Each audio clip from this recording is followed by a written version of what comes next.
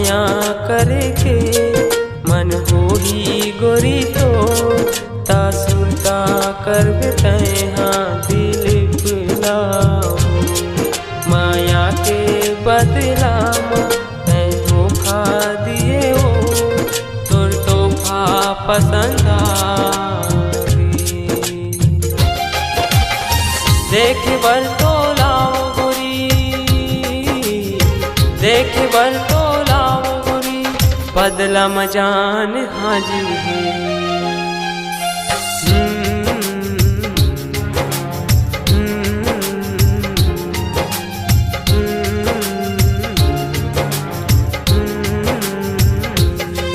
कहूँ माया करे के मन होही गोरी तो ता सुनता करबे तैहा दिल बुलाओ।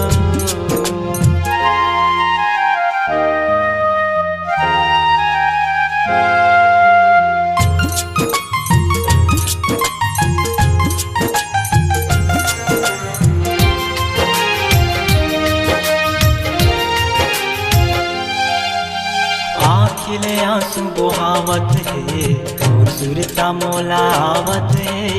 निंदिया गलोक उड़ा दे हो चैन गलोक नहीं आवत है। देख बल तो लाओ गोरी,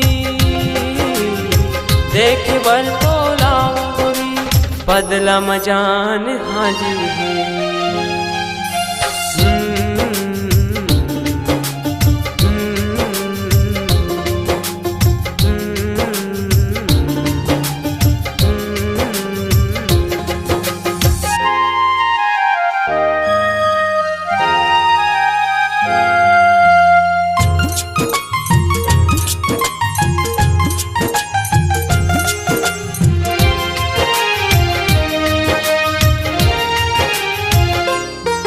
चंदा के सूरजिया होंगे सागर के मोती हो।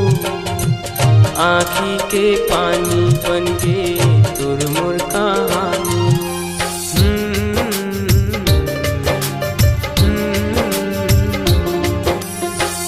रतिया बोलावा तोला बाजन्या वसो संगी सहेली ले अकेला वसो। अब ता हो गए हैं तोला काबर नहीं आवसो।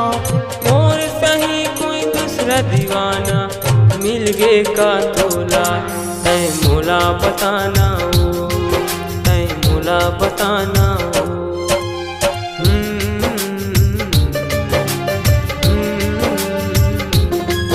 कहूँ माया करे के मन होही गोरी तो ता सुनता करबे तैहा दिल बुलाओ।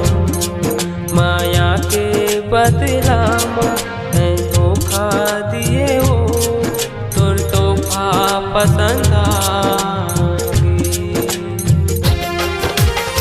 देख बल तो लाओ गोरी, देख बल तो लाओ गोरी बदला मजान हाजिर है।